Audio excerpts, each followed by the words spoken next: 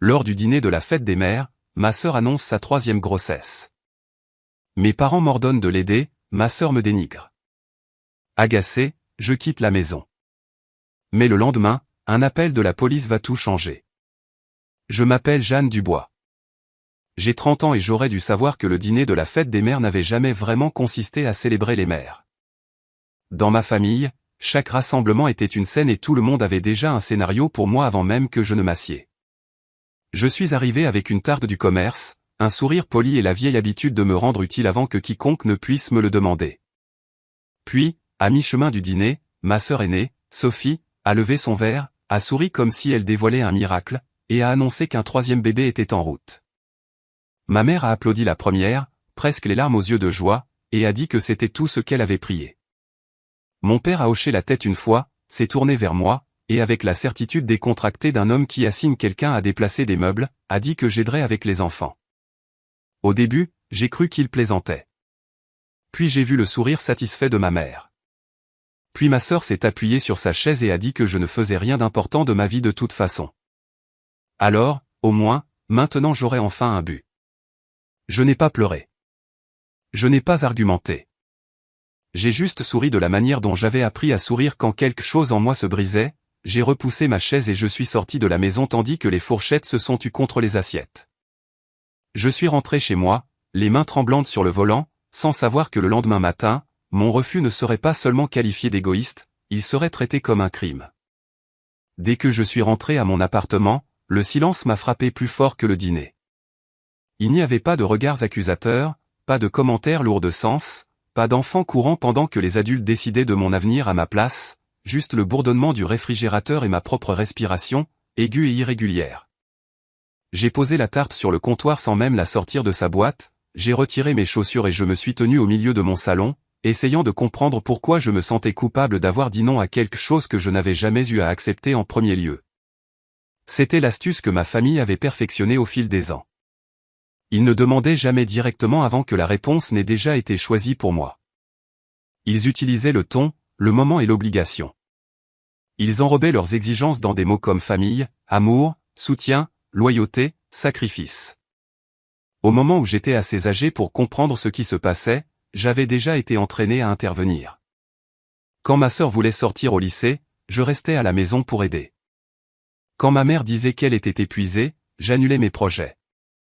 Quand les fêtes arrivaient, je cuisinais, nettoyais, divertissais, apaisais, portais, réparais, m'excusais. Ce n'était jamais appelé du travail. C'était juste appelé être une bonne fille. Et parce que je ne criais pas, parce que je ne me rebellais pas tôt, parce que je leur rendais la vie plus facile, ils confondaient ma patience avec de la disponibilité et ma gentillesse avec une forme d'appropriation. Mon téléphone a commencé à vibrer moins de 10 minutes après mon retour. Maman. Papa. Maman encore. Puis ma sœur. Puis un flot de messages tellement prévisibles que je n'ai même pas eu besoin de les ouvrir pour savoir ce qu'ils disaient, ne sois pas dramatique. Tu nous as embarrassés. La famille s'entraide. Reviens et parle comme un adulte. La partie la plus insultante était la dernière, car tout ce que j'avais fait était de me comporter comme la seule adulte de cette maison. J'ai ignoré chaque message jusqu'à ce que l'écran s'éteigne enfin. Puis j'ai appelé la seule personne qui ne m'avait jamais traité comme si j'existais pour être à la disposition de tous. Amandine a décroché à la 2e sonnerie. Elle n'a pas commencé par « que s'est-il passé » ou « battu exagéré » ou peut-être qu'il ne voulait pas dire ça comme ça. Elle a juste dit « tu es parti, n'est-ce pas ?» Je me suis assise par terre à côté de mon canapé, j'ai ri une fois sans humour, et j'ai dit « je suis arrivé à la voiture avant que quelqu'un ne se souvienne que j'étais humaine. » Je lui ai tout raconté, l'annonce, les applaudissements, mon père me désignant comme si j'étais intégré au budget familial. Le commentaire de ma sœur sur le but, dit avec ce petit roulement d'yeux qu'elle avait maîtrisé depuis l'adolescence. Celui qui disait que j'étais ridicule de vouloir une vie qui ne tourne pas autour de la sienne. Amandine a écouté en silence, puis a dit quelque chose qui a eu plus d'impact qu'un simple réconfort habituellement. Jeanne, il continue de faire ça parce que ça fonctionne, pas parce que c'est juste. Parce que ça fonctionne. J'ai appuyé ma tête contre le canapé et j'ai fermé les yeux. Elle avait raison. Le pire n'était même pas ce soir. C'était le schéma. Il ne s'agissait pas d'un seul dîner ou d'une seule grossesse. Il s'agissait d'une vie entière à être traitée comme la paire de mains supplémentaires, le réservoir émotionnel de secours, la fille dont les plans étaient toujours flexibles parce que personne n'avait jamais pris la peine d'apprendre ce qu'ils étaient. J'ai finalement raconté à Amandine la partie que j'avais à peine admise à voix haute, que je me préparais tranquillement à lancer mon propre studio de design dans les prochains mois, que j'avais passé 2 ans à travailler en freelance, à économiser, à bâtir un portefeuille de clients. À travailler tard le soir pendant que ma famille disait aux proches que j'étais encore en train de trouver ma voie. Amandine est restée silencieuse un instant, puis a dit, « Alors, ils pensent que tu es libre parce qu'ils n'ont jamais respecté ce que tu construis. » Cette phrase s'est posée dans mon appartement comme un verdict. Elle m'a dit de ne répondre à personne pour l'instant, de respirer, de documenter les messages, d'arrêter d'agir comme si les limites avaient besoin d'autorisation. Puis elle a dit autre chose que je ne pouvais pas ignorer, « Tu sais ce qui blesse le plus les gens comme ça ? Pas les cris, pas les supplications, juste le refus de jouer le rôle qu'on vous a assigné. » Après avoir raccroché, j'ai de nouveau fixé mon téléphone. D'autres messages étaient arrivés. Ma mère disait que j'avais gâché la fête des mères. Mon père disait que je devais une conversation à la famille. Ma sœur disait qu'elle était débordée et que je faisais en sorte que tout tourne autour de moi. Je n'ai pas répondu. Pour la première fois depuis des années, j'ai laissé leur déception rester là où elle devait être, avec eux. Et pourtant, quelque part sous ma colère, une réalisation plus froide avait commencé à se former. Ma famille n'était pas choquée que je refuse. Elle était choquée que je refuse publiquement devant des témoins, devant des proches, devant la version d'eux-mêmes qu'ils aimaient jouer. Cela signifiait qu'ils n'allaient pas laisser passer cela tranquillement. J'ai mal dormi. Le genre de sommeil où votre corps s'éteint, mais votre esprit continue de courir. Vers 7 heures le lendemain matin, j'étais dans ma cuisine, vêtu d'un t-shirt trop grand, attendant un café assez fort pour combattre le mal de tête derrière mes yeux quand mon téléphone s'est illuminé avec un numéro inconnu. J'ai failli ne pas répondre. J'ai pensé que c'était du spam ou peut-être l'un de ces appels indésirables que j'ignorais depuis des semaines, mais quelque chose m'a fait décrocher quand même. La voix à l'autre bout était calme, professionnelle, et immédiatement inappropriée pour un dimanche matin. « Bonjour madame. Ici l'officier Leclerc du commissariat de police local. Est-ce que je parle à Jeanne Dubois ?» La machine à café s'est éteinte derrière moi. J'ai dit oui. Et avant qu'il ne continue, quelque chose dans mon estomac est tombé si vite que j'ai eu l'impression de rater une marche dans le noir. Il a expliqué qu'ils avaient reçu une demande de vérification de bien-être me concernant. Ma mère les avait contactés tard la nuit précédente, affirmant que j'avais quitté un rassemblement familial en état de détresse, que je ne répondais pas à mon téléphone, qu'elle craignait que je sois instable et en danger. Pendant une seconde, je n'ai honnêtement pas pu parler. Je suis resté là, agrippant le comptoir si fort que mes doigts me faisaient mal. Instable. C'était le mot qui résonnait le plus fort. Pas disparu. Pas inquiète. Instable. Je lui ai demandé de répéter ce qu'elle avait dit, et il l'a soigneusement reformulé comme le font les gens quand ils savent que la version originale pourrait envenimer les choses. Il a dit que le rapport suggérait que j'étais parti en état d'agitation émotionnelle, que j'avais été sous une tension personnelle et que la famille s'inquiétait pour mon état mental. Voilà. Ma mère n'avait pas simplement paniqué. Elle avait construit un récit. Elle avait pris un acte de refus et l'avait travesti en fragilité, instabilité, danger. Elle n'avait pas appelé parce qu'elle m'aimait. Elle avait appelé parce qu'elle avait besoin que l'autorité intervienne là où la culpabilité avait échoué. J'ai dit à l'officier Leclerc que j'étais seul chez moi et parfaitement bien. Je lui ai dit que j'avais quitté un dîner de famille après un désaccord et choisi de ne pas répondre à mes proches parce que je ne voulais pas être harcelé toute la nuit. À son crédit, son ton a changé. Pas plus chaleureux exactement, mais plus humain. Il a demandé si je me sentais en sécurité, s'il y avait eu des menaces, si quelqu'un avait accès à mon appartement. J'ai répondu clairement à chaque question. Puis il a marqué une pause et a dit, avec la diplomatie prudente de quelqu'un qui avait entendu suffisamment de drames familiaux pour en reconnaître un en temps réel, il pourrait être utile de communiquer directement avec votre famille afin qu'elle comprenne que vous n'êtes pas en danger. Utile. J'ai presque ri. Utile pour qui ? Elle s'éclaircit la gorge pour moi, qui venait d'apprendre que ma mère pouvait impliquer la police avant de pouvoir respecter le mot non. Ou pour elle ? Pour qu'elle puisse éviter l'embarras quand la vérité éclaterait. Je l'ai remerciée, j'ai raccroché et j'ai fixé mon reflet dans la porte du micro-ondes. J'avais l'air épuisé, mais je n'avais pas l'air instable. J'avais l'air de quelqu'un qui venait de voir une violation de limite évoluer en quelque chose d'officiel. Mon téléphone a vibré à nouveau presque immédiatement, cette fois avec des messages de ma mère qui m'ont fait froid dans le dos par leur prétendue innocence. « Tu vas bien ? S'il te plaît, réponds. Tu m'as fait peur. J'ai seulement fait ce que n'importe quelle mère aurait fait. » Il n'y avait aucune mention de la police, aucune mention des mots qu'elle avait utilisés, aucune reconnaissance qu'elle m'avait dépeinte comme émotionnellement compromise parce que j'avais refusé une garde d'enfants gratuite. C'est là que la vérité s'est précisée. Ma famille m'avait traité comme une main-d'œuvre de renfort pendant des années.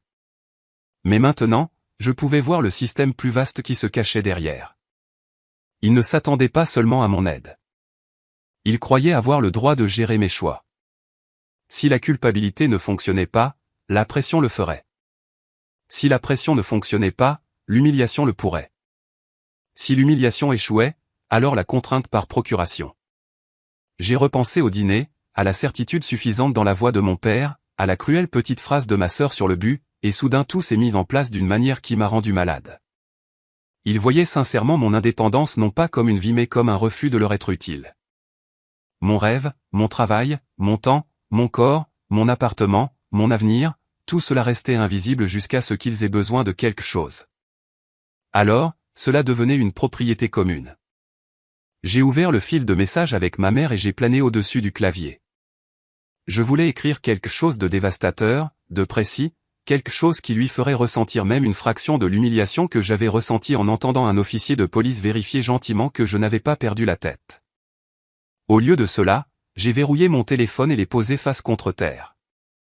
La rage était ardente, mais la clarté était meilleure. Si je répondais maintenant, il m'entraînerait dans un autre marais émotionnel où tout serait reformulé en malentendu et en amour. Non, cela avait changé l'échelle des choses. Ils avaient escaladé en premier. Cela signifiait que tout ce qui viendrait ensuite devait être délibéré, pas bruyant, pas impulsif, délibéré. Et avant de faire quoi que ce soit d'autre, j'avais besoin de savoir si ma mère avait vraiment paniqué ou si toute la famille avait parlé de moi d'une manière que je n'avais pas imaginée. J'ai appelé Amandine à nouveau parce qu'à ce moment-là, elle n'était plus seulement mon amie dans cette situation. Elle était ma vérificatrice de réalité. Dès qu'elle a entendu ma voix, elle a demandé ce qui s'était passé. Et quand je lui ai dit que ma mère avait impliqué la police et laissé entendre que j'étais mentalement instable, Amandine n'a même pas essayé d'adoucir sa réaction. Elle a dit, « Jeanne, ce n'est pas de l'inquiétude. C'est du contrôle. » J'ai marché d'un bout à l'autre de mon appartement pendant que nous parlions, repassant chaque mot de l'officier, chaque message de ma mère, chaque moment silencieux de ces dernières années où j'avais senti que quelque chose n'allait pas, mais m'étais convaincu que j'étais trop sensible. Amandine m'a posé la seule question que personne dans ma famille n'avait jamais posée, « Que veux-tu faire ensuite ?» Pas « Que veulent-ils de toi ?» Je lui ai dit que je ne savais pas encore parce qu'une partie de moi ne pouvait toujours pas croire que cela se produisait. Une partie de moi continuait de chercher l'explication plus douce, le malentendu, la réaction émotionnelle excessive qui pouvait encore être résolue par une conversation et quelques larmes. Amandine m'a laissé dans ce silence un instant, puis a dit qu'elle avait quelque chose que je devais entendre, même si je n'aimais pas ça. Une cousine à moi, quelqu'un qu'Amandine avait rencontré à une fête prénuptiale quelques semaines plus tôt, avait mentionné que ma famille parlait de moi depuis des mois, non pas avec inquiétude, mais avec dédain. Ma sœur avait apparemment dit à des proches que je travaillais à domicile parce que je ne pouvais pas gérer un vrai travail, que j'étais toujours disponible, que je n'avais pas d'engagement sérieux, et qu'une fois le nouveau bébé arrivé, je serais enfin utile à quelque chose. Amandine a dit qu'elle ne me l'avait pas dit parce que cela lui semblait mesquin et de seconde main à l'époque, et qu'elle ne voulait pas créer de drame basé sur des commérages. Mais maintenant, après l'appel de la police, cela ne ressemblait plus à des commérages. Cela ressemblait à de la préparation. Il construisait une histoire sur moi bien avant le dîner. Paresseuse, sans but, sans attache, la fille qui a du temps libre, la tante sans enfant à elle, donc sans légitimité sur son propre emploi du temps. Je me suis assise à mon bureau et j'ai ouvert le dossier où je gardais les factures, les maquettes de marque, les contrats clients, les plans de lancement, les ébauches d'enregistrement d'entreprise, toutes les preuves que mon rien avait en fait été des années de travail discipliné. Soudain, ces fichiers ne représentaient plus seulement l'ambition. Ils représentaient des preuves. Amandine a dit, « tu dois arrêter d'argumenter avec leur version fantasmée de toi. Commence à t'occuper de ce qu'ils ont réellement fait. Cela a tout changé, car si ma mère avait juste paniqué, peut-être que cela aurait pu être interprété comme de l'émotion. Mais si la famille avait déjà dit aux gens que je dérivais dans la vie, alors le dîner de la fête des mères n'était pas une supposition spontanée. C'était un couronnement public. Ils avaient choisi le cadre, le public et le scénario. Ils comptaient sur moi pour absorber l'insulte parce que je l'avais toujours fait auparavant. Amandine m'a demandé si j'allais les confronter. J'ai dit oui, mais pas pour mendier la compréhension. J'en avais fini de traduire ma vie en mots plus simples pour qu'ils ne se sentent pas menacés par elle.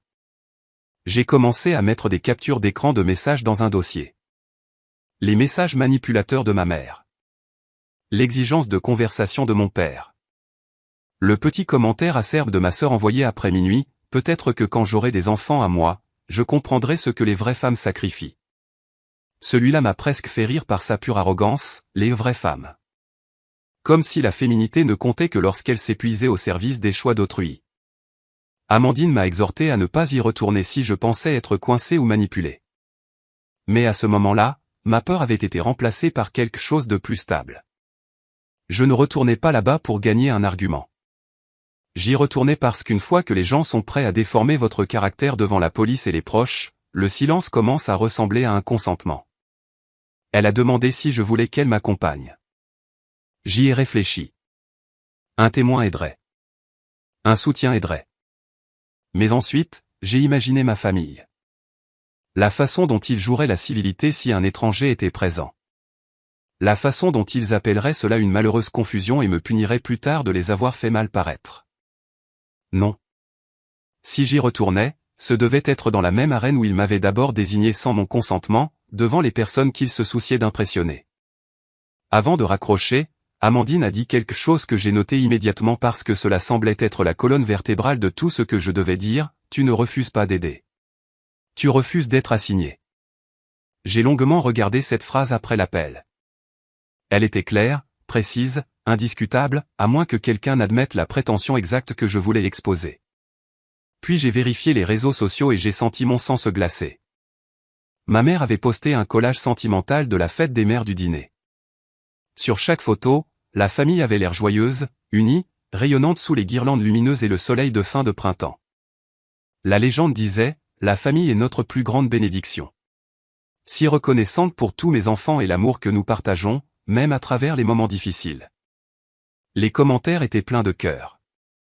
Il n'y avait aucune mention que l'un de ces moments difficiles avait apparemment nécessité un appel à la police et une campagne de dénigrement sur ma stabilité émotionnelle. C'est là que j'ai compris quelque chose d'essentiel. La version préférée de la vérité de ma famille était toujours celle qui ne laissait de contusion visible sur personne d'autre que moi. Alors, je me suis habillé lentement comme quelqu'un qui se prépare pour une réunion importante.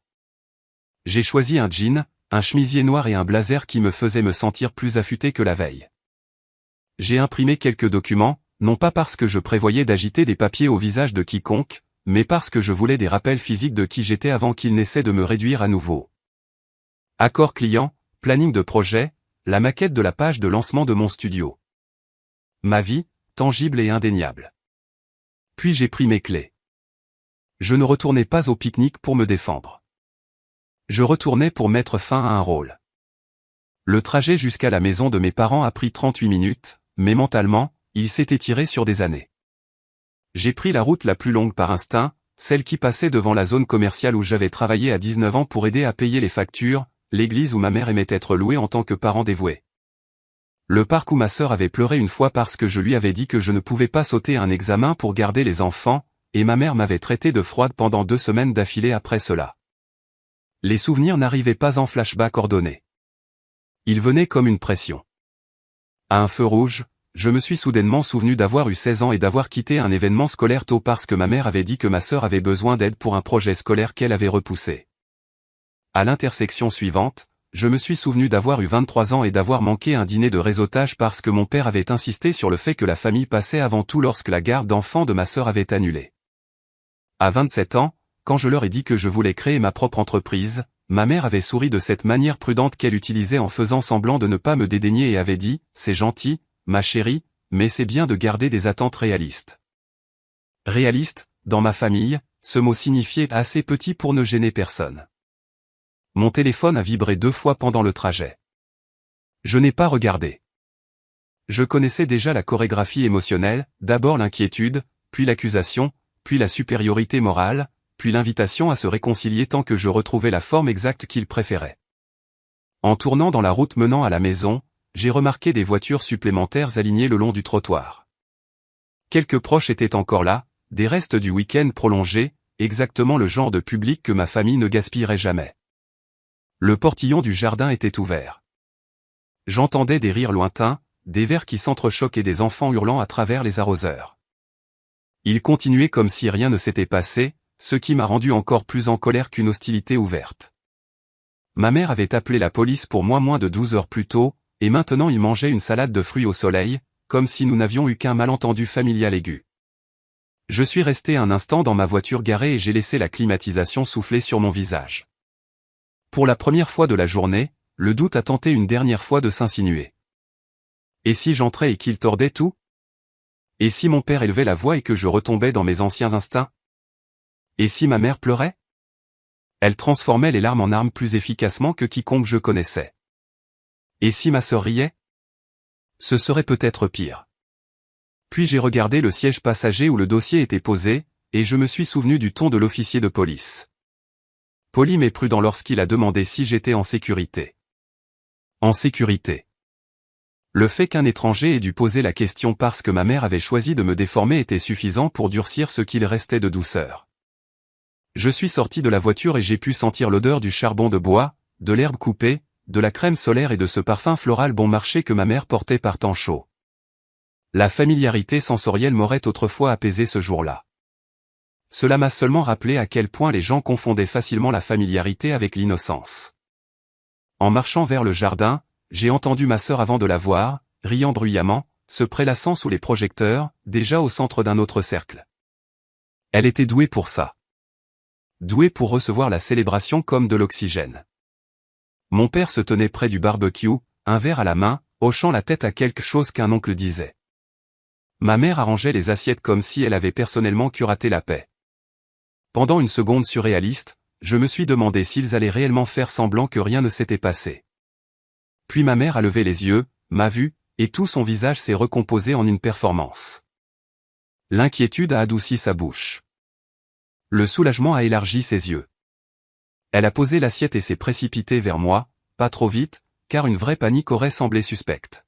« Jeanne » a-t-elle dit, assez fort pour que les proches l'entendent. « Dieu merci. Tu vas bien ? » Voilà. Pas bonjour. Pas il faut qu'on parle. Pas je suis désolé. Juste la continuation de l'histoire qu'elle avait déjà racontée. Je n'ai pas répondu tout de suite. J'ai regardé au-delà d'elle le jardin, les proches faisant semblant de ne pas regarder, ma sœur se tournant vers nous avec la même expression que portent les gens quand un spectacle qu'ils apprécient reprend soudainement. Puis j'ai regardé ma mère et j'ai réalisé qu'elle s'attendait à ce que je soulage son malaise, que je rassure tout le monde, que j'apaise la scène. L'ancienne moi l'aurait fait automatiquement. L'ancienne moi aurait baissé la voix et pris le blâme juste pour maintenir la paix. Au lieu de cela, j'ai dit calmement et assez clairement pour que plusieurs conversations autour de nous s'arrêtent, « Je vais parfaitement bien, maman. C'est pourquoi j'aimerais savoir pourquoi la police a été informée que j'étais instable. » Le silence qui a suivi a semblé presque sacré. L'expression de ma mère a vacillé. Mon père s'est raidi. Ma sœur a posé sa tasse. Les gens qui grignotaient des chips et de la pastèque sont devenus des témoins sans bouger d'un pouce. Ma mère a immédiatement baissé la voix, ce qui m'a tout dit. « Jeanne, pas ici. » Cette phrase m'a presque fait sourire. Bien sûr, pas ici. Pas devant les gens. Pas au soleil. Pas à l'endroit où les rôles sont assignés et polis. Mais je n'avais pas roulé 38 minutes pour être géré dans le silence privé. Non, ai-je dit, en fait, c'est exactement ici que cela a commencé. Mon père est intervenu le premier et m'a dit de ne pas faire de scène. Je me suis écarté et j'ai dit qu'ils en avaient déjà fait une quand maman avait appelé la police. Le mot « police » a instantanément changé l'ambiance. Ma mère s'est précipitée, insistant sur le fait qu'elle n'avait été inquiète que parce que j'étais parti contrarié et avait cessé de répondre à mon téléphone. J'ai demandé ce qui l'avait exactement poussé à dire à des étrangers que j'étais instable. Ma sœur m'a coupé, disant qu'il n'avait demandé de l'aide et que la famille était censée se soutenir mutuellement. Je lui ai dit que ce n'était pas vrai. Elle avait annoncé sa grossesse. Nos parents avaient désigné mon temps, puis elle avait insulté ma vie devant tout le monde. Ce n'était pas de l'aide. C'était de la prétention. Elle a croisé les bras et a dit que je travaillais à domicile, fixais mes propres horaires, et n'avais pas d'enfants, donc évidemment mon emploi du temps était plus flexible. J'ai dit à toutes les personnes présentes que je construisais mon propre studio de design avec de vrais clients, contrats et délais, mais ma famille ignorait tout cela parce qu'il était plus facile de me traiter comme un renfort non rémunéré. Ma mère a dit que les adultes faisaient des sacrifices, et que ma sœur était débordée. J'ai répondu que choisir d'avoir un troisième enfant ne me rendait pas responsable d'élever cet enfant. Ma sœur s'est mise en colère et a demandé aux proches quel genre de tante j'étais. Cela m'a donné l'ouverture dont j'avais besoin. J'ai regardé autour du jardin et j'ai dit la vérité devant tout le monde. Pendant des années, j'avais été la personne que cette famille appelait chaque fois que la vie devenait incommode. Mais au moment où j'ai dit non, ma mère a appelé la police et m'a dépeinte comme instable. Le jardin est devenu complètement silencieux. Mon père voulait que la conversation soit déplacée en privé, mais j'ai refusé. Le privé était l'endroit où il réécrivait l'histoire. Le public était l'endroit où il m'avait assigné, humilié et signalé. Puis j'ai ouvert mon dossier et j'ai montré juste assez de preuves.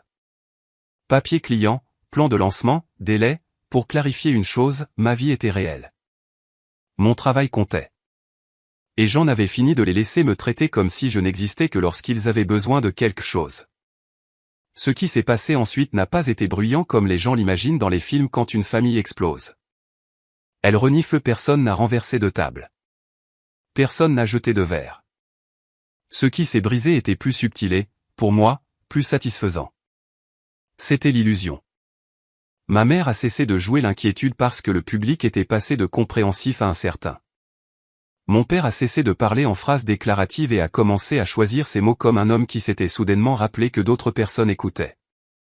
Ma sœur, dépouillée de sa facile supériorité morale, avait moins l'air d'une future maman rayonnante et plus d'une personne furieuse que sa solution de personnel privé et développait une colonne vertébrale.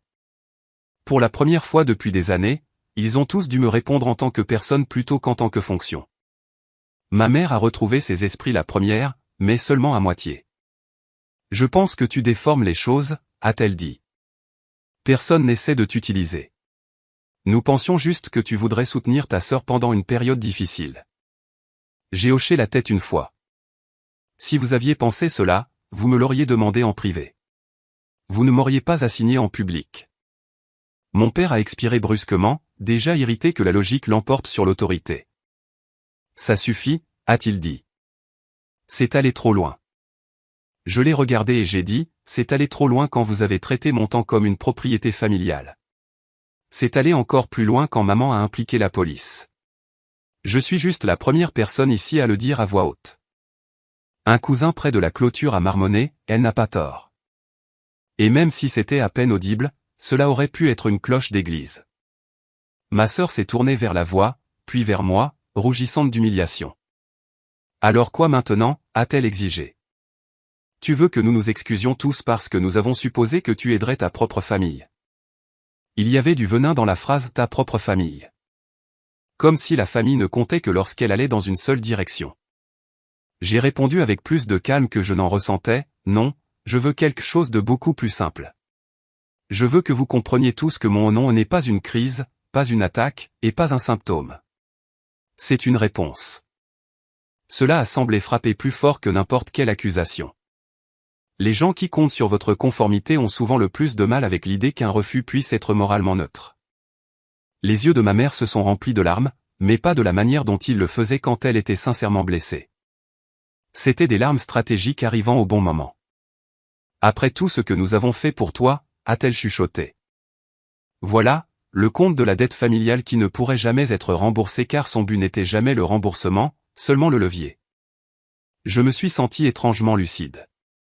Si ce que vous avez fait pour moi était de l'amour, ai-je dit, alors cela ne devrait pas s'accompagner d'une facture chaque fois que je ne fais pas ce que vous voulez.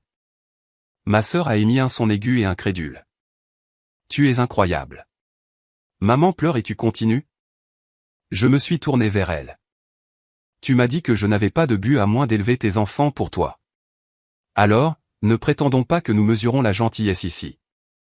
Son visage est devenu rouge. Vraiment rouge. Le genre qui se propage trop vite pour être caché. Et puis, parce que les gens se révèlent le plus pleinement lorsque l'humiliation dépasse la maîtrise de soi, elle a craqué. Elle a commencé à parler par-dessus moi, par-dessus notre mère, par-dessus tout le monde.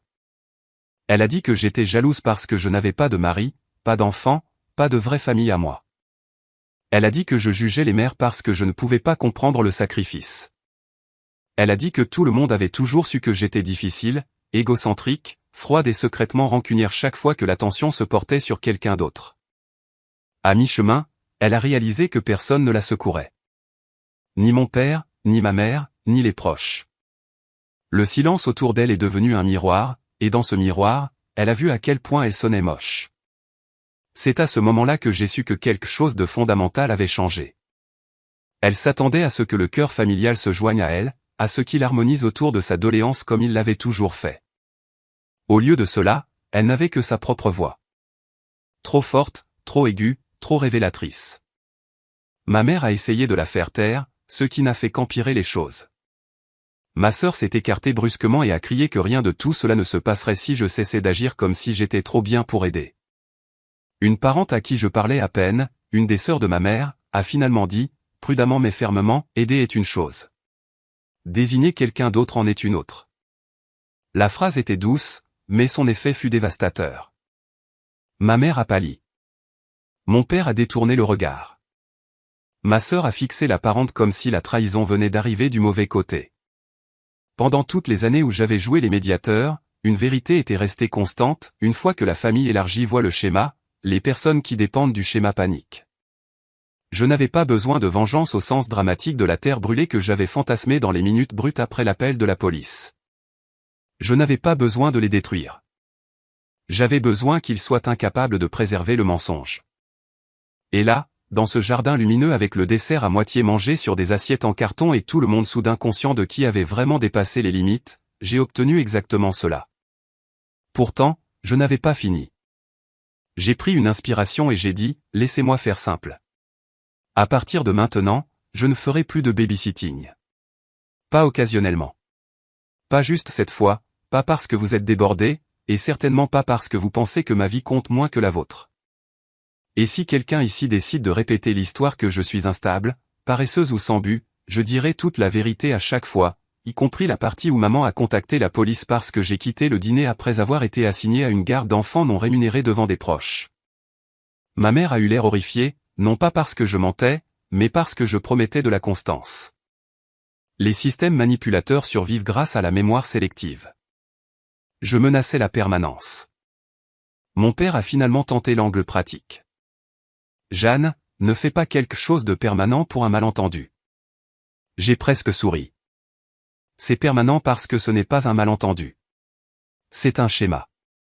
Je n'y participe plus, c'est tout. Puis j'ai fait quelque chose que je n'avais jamais fait auparavant. J'ai fouillé dans mon sac, j'ai sorti le double des clés de la maison de mes parents que je portais depuis l'université, j'ai marché jusqu'à la table de patio et je l'ai placé à côté du verre intact de ma mère. Pas de discours, pas de théâtralité, juste un petit bruit métallique sur le verre. Le symbolisme a frappé immédiatement. Ma mère a fixé la clé comme si elle l'avait personnellement insultée. Elle savait ce que cela signifiait. Plus d'appels d'urgence pour nourrir le chien, surveiller les enfants, apporter le gratin, gérer le désordre, sauver la situation. Plus d'attentes non annoncées déguisées en appartenance. La bouche de ma sœur s'est serrée. La mâchoire de mon père s'est contractée. Je les ai regardés tous une dernière fois et j'ai réalisé quelque chose qui aurait dû faire plus mal que cela n'a fait. Ils avaient passé si longtemps à mal interpréter mon silence qu'ils n'avaient jamais vraiment cru que je pourrais quitter ce rôle. Vous devez tous trouver un plan de garde d'enfants qui ne dépende pas de faire semblant que je n'ai pas de vie, ai-je dit. Et maman, ne contactez plus jamais la police à mon sujet, à moins que je ne sois réellement disparu. Si cela se reproduit une autre fois à cause de la pression familiale, je gérerai cela très différemment. Elle a ouvert la bouche, peut-être pour m'accuser de la menacer, peut-être pour pleurer à nouveau, peut-être pour me supplier de ne pas partir comme ça devant tout le monde. Mais je ne suis pas resté pour l'entendre. Je me suis retourné et j'ai traversé le jardin, passant devant des proches qui évitaient maintenant mon regard par malaise ou peut-être par honte. Passant devant des enfants courant à travers la brume des arroseurs. Passant devant la représentation grandeur nature de la famille qui s'était enfin suffisamment ouverte pour que je puisse en voir les mécanismes internes. Personne ne m'a arrêté. Ce fut la deuxième victoire. Il n'avait pas de scénario pour une femme qui ne resterait pas les apaiser après avoir dit la vérité. Quand je suis monté dans ma voiture, mes mains étaient fermes. Je n'ai pas pleuré avant d'atteindre le bout de la rue, et même là, les larmes ressemblaient moins à du chagrin qu'à une libération. Au moment où je suis rentré chez moi, mon téléphone avait déjà commencé à vibrer avec des messages. Mais cette fois, le ton avait changé. Pas d'accusation, mais du contrôle des dégâts. Mon père voulait parler calmement, ma mère disait que l'après-midi avait dégénéré, ma sœur disait que je l'avais humilié pendant l'un des moments les plus émotionnels de sa vie. Je n'ai répondu à aucun d'eux ce jour-là ni le lendemain. 3 jours plus tard, ma mère a appelé d'un numéro que j'avais oublié qu'elle utilisait encore. J'ai laissé la messagerie vocale prendre l'appel. Sa voix semblait plus petite que je ne l'avais jamais entendue. Elle ne s'est pas excusée, pas entièrement. Les gens comme elle le font rarement, mais elle a demandé si je pouvais au moins passer et aider à régler les choses parce que ma sœur paniquait. Les coûts de garde d'enfants étaient plus élevés que prévu, et la famille était sous stress. J'ai écouté le message 2 fois, les sauvegarder, puis les supprimer sans répondre. Ce fut la vengeance finale, si vous voulez l'appeler ainsi. Pas crier, pas cruauté, pas les punir comme ils m'avaient puni. Juste laisser la réalité s'asseoir là où je me tenais auparavant. Ils avaient construit une structure familiale autour de mon travail silencieux et avaient supposé qu'elle durerait éternellement. Cela n'a pas été le cas. Et pour la première fois de ma vie, lorsqu'ils ont cherché la femme qui rendait toujours les choses plus faciles, ils ont trouvé exactement ce que je leur avais donné lors de ce dîner de la fête des mères devant tout le monde. Une réponse qu'ils ne pouvaient plus annuler. Non.